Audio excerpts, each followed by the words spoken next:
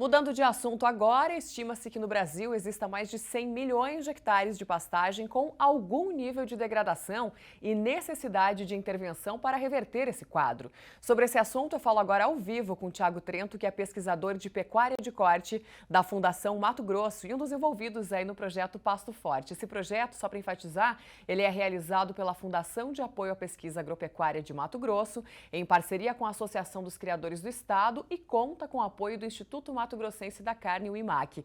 Tiago, boa tarde, seja muito bem-vindo ao Planeta Campo. Boa tarde para quem nos assiste. É uma satisfação enorme poder estar participando do programa e conversarmos um pouco aí sobre pecuária. Satisfação é nossa, Tiago. Eu começo te perguntando, né? Vocês trabalham aí com um slogan que diz que investimento em pastagem é garantia de mais arroba por hectare. Nesse sentido, como é que o produtor pode trabalhar? Por onde que ele começa?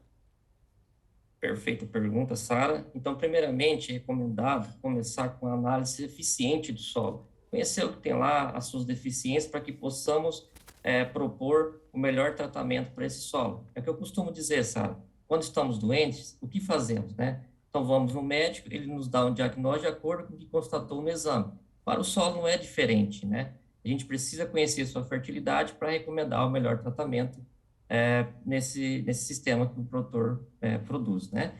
Mas essa construção da fertilidade do solo, ela não necessariamente ela precisa fazer tudo em um ano só, até mesmo porque tem um alto investimento para isso, né? Dessa forma, o produtor ele pode construir essa melhoria da fertilidade ao longo do tempo e dessa forma ir melhorando a produtividade da sua fazenda. E o segundo passo, que é muito importante, é fazer o controle de plantas daninhas, porque se a gente não eliminar essas ervas, né, essas plantas invasoras e fizer adubação, essas serão favorecidas, né, pela competição de recursos, ou seja, em vez de a gente estar fornecendo aí nutrientes para as plantas forrageiras, que elas irão produzir mais alimento, e esse alimento convertido em carne, né, em produto animal, será utilizado pelas plantas daninhas, né, e não é o que nós queremos. Uhum.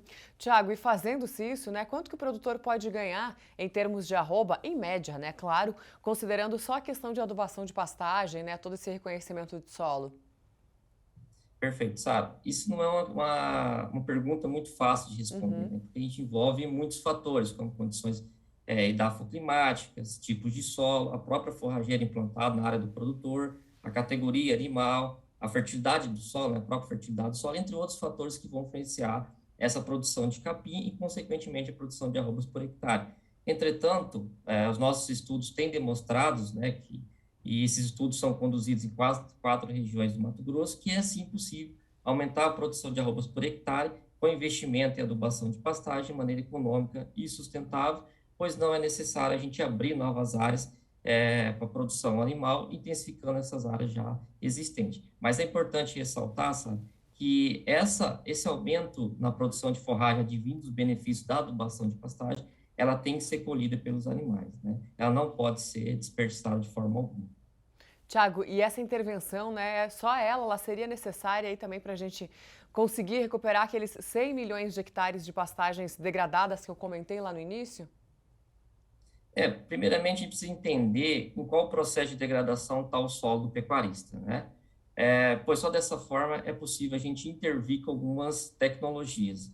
E uma delas, na fase inicial do processo de degradação, é realmente essa queda da produtividade forrageira e, consequentemente, na perenidade do pasto, né? Ou seja, que o pasto ele não vai durar muito tempo.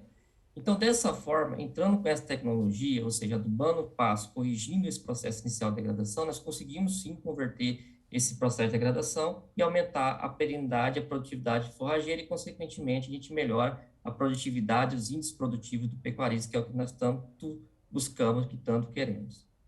Legal, Tiago. E nessa linha, né, da forrageira, por que que é importante planejar a taxa de lotação aí de acordo com a forragem produzida? Qual que é o impacto, a relevância disso? Então, primeiramente, nós precisamos entender que existe um conflito de interesses, né? O primeiro conflito é que a planta, né, ela possui um limite morfofisiológico para aguentar esse estresse sofrido pelos animais. Ou seja, a planta ela não quer ser pastejada, né, mas os animais têm que realizar esse pastejo, tá? Então, a planta ela precisa das folhas para realizar a fotossíntese, né, produzir sementes, enfim. Essa é uma questão natural da planta e a gente precisa colocar esses animais para consumir essa forragem. Então, quando fazemos o ajuste da taxa de lotação de acordo com a capacidade de suporte da planta, nós não forçamos não forçamos a planta ao extremo, tá? Que seja esse extremo seria aquele pasto rapado que muitas vezes a gente vê, né, até mesmo nas minhas viagens lá em beirando da estrada, e nem forçamos os animais a rapar esse pasto até o chão. Ou seja, nós temos que considerar ali uma altura ideal para que a planta ela consiga produzir suas folhas, né, produzir e ter a perenidade, que é o pasto por longos anos, e a gente precisa que o animal colhe essa forragem no seu melhor estágio, para que ele venha a ter bons desempenhos individuais e também por área, né? E com isso, nós conseguimos aumentar a produção animal por hectare sem causar degradação das pastagens e sem perda de alimento, né? Que é como eu falei, quando a planta está muito alta, né? Ou seja, passou daquela altura que consideramos ideal para que o animal entre e faz seu pastejo, a gente está desperdiçando alimento que poderia ser convertido em produto animal de alto valor biológico e nutricional.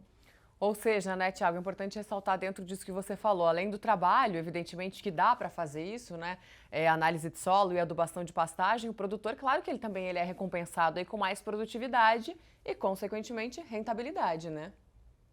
Isso mesmo, Sara. E ajustar essa quantidade de animais de acordo com a disponibilidade de forragem, no início, não é uma tarefa muito fácil, né? Até conversando com o produtor aqui de Rondonópolis, ele falou, nossa, Thiago, o projeto me tirou da zona de conforto, ou seja, ele já estava acostumado a ter os seus piquetes ali, né? A quantidade de animais ideais para cada piquete, e aí, quando nós entramos com esse trabalho, nós conseguimos aumentar a produção de forragem, e isso resultou em aumentar o número de animais por área dele, tá? Então, assim, ele falou, tirou da zona de conforto, mas tirou a zona de conforto bom, porque eu consegui colocar mais animais, e dando um exemplo aqui, ele tinha um arrendamento aqui perto também, então ele parou de pagar esse arrendamento e investiu, né, na tua área, né? Então, assim, gerou mais renda para ele e ele está muito feliz, né? Entretanto, após dominar essa ferramenta, que muitas das vezes o produtor pode achar que é difícil, é cara, é onerosa,